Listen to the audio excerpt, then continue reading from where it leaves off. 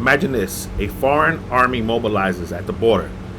Instead of waiting days for classified reports, analysts retrieve satellite images from a commercial provider, match them with social media footage posted by locals, and confirm troop movements in real time. This isn't the future. It happened during Russia's invasion of Ukraine. That's the power of OSINT, open source intelligence. Good evening. My name is Jose Richardson. Good evening. My name is Natasha Richardson. Hi, my name is Tabitha Willie. And today I'd like to discuss an intelligence tool that is transforming national security, OSINT. You may have never heard of it, but chances are you've already used it.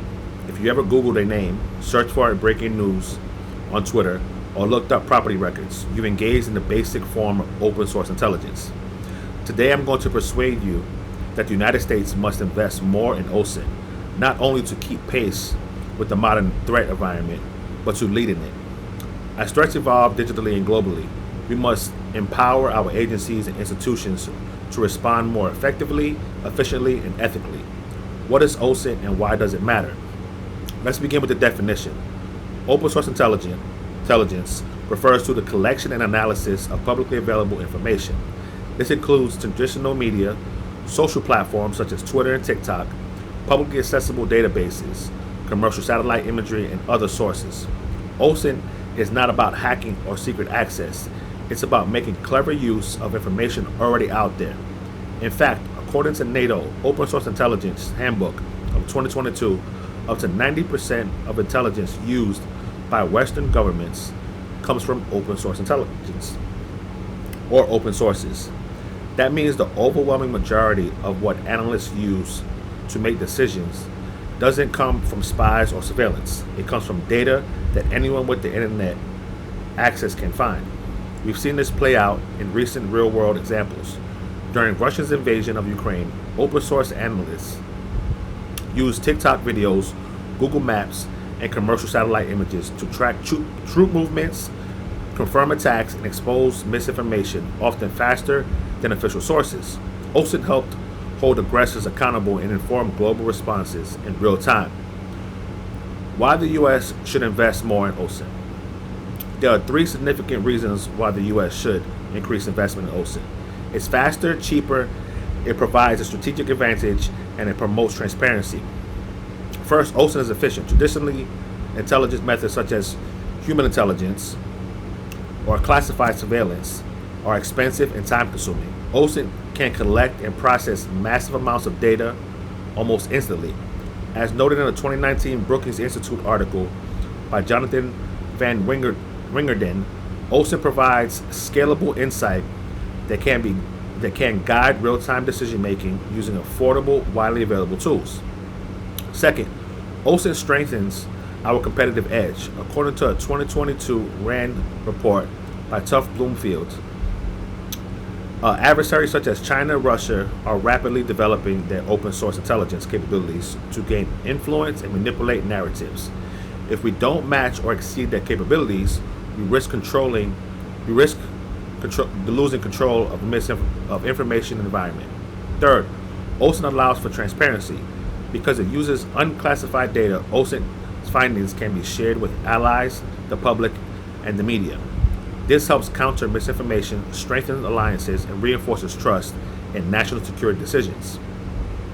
Now let's address the elephant in the room: privacy.